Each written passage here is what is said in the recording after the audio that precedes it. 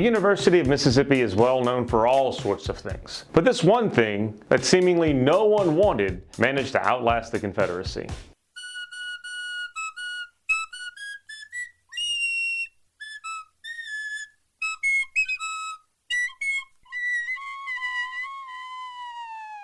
Rebel Black Bear was introduced in 2010 and officially retired in 2018. A solid 8-year spell lumbering the sidelines in Oxford. His debut came at the end of a bumpy process to determine which new on-field mascot would succeed the long-standing Colonel Reb. Now, Colonel Reb was an icon to many. Originally just this illustrated form, he came to life in costume version in 1979. During the early 80s, the Rebel game day experience was a smorgasbord of Confederate iconography. The sideline debut of Colonel Reb, ever dapper in his Southern gentleman attire, was accompanied by cheerleaders and fans alike waving Confederate flags to the tune of Dixie. But the tide began to turn in 1982 when John Hawkins, a black cheerleader, refused to carry the flag. In the same way whites have been taught to wave it with pride, I have been taught not to wave it for what it stands for. The next year, the University of Mississippi stopped displaying the flag at official events and ceased distribution of small flags at school-related activities. Spectators were still allowed to carry their own Confederate flags into the stadium,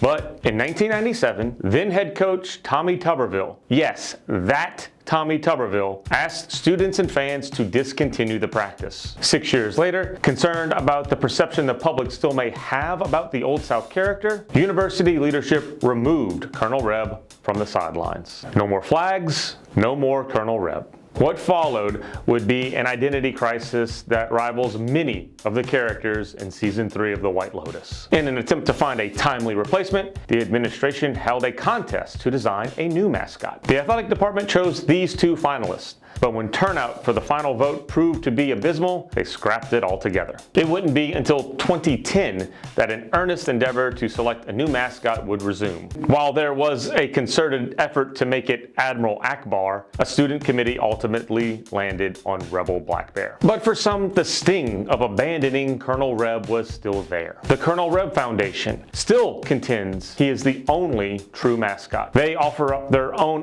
unaffiliated version of Colonel Reb to appear in the Grove and at private events. The overall reception to Rebel Black Bear is probably best described as milquetoast. He existed, he was there, but he wasn't very celebrated. So when the fins up gesture grew in popularity in the mid-aughts, as the Rebel defense earned the moniker Land Sharks, the identity crisis took a new turn.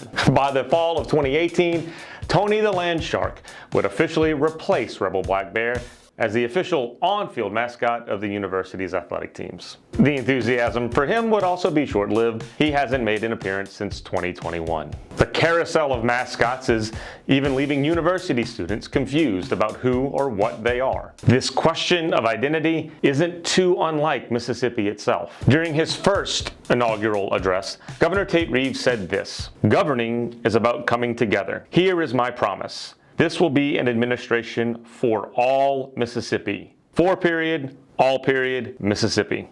But every year he's been in office, Reeves has proclaimed April Confederate Heritage Month in a state with over 1 million black residents. Is that for them? Legislative leaders made a monumental change when they retired the 1894 flag with the Confederate emblem. But in the years since, Republican supermajorities have passed anti-CRT and DEI legislation, despite the loud objection from their black colleagues. Mississippi shares its Martin Luther King Jr. holiday with Robert E. Lee and Memorial Day with Jefferson Davis. It's worth noting that Monday is Confederate Memorial Day, just as every last Monday in April has been for the better part of a century. State leaders have said this is a time of momentum for Mississippi. That implies moving forward. But so much of the state's identity is still tied to its past self. All of these tokens of the Confederacy, divvied up like Horcruxes, trying to keep it alive in some disjointed form. Rebel Black Bear lasted 8 years, nearly twice as long as the Confederacy. He came and went with little fanfare.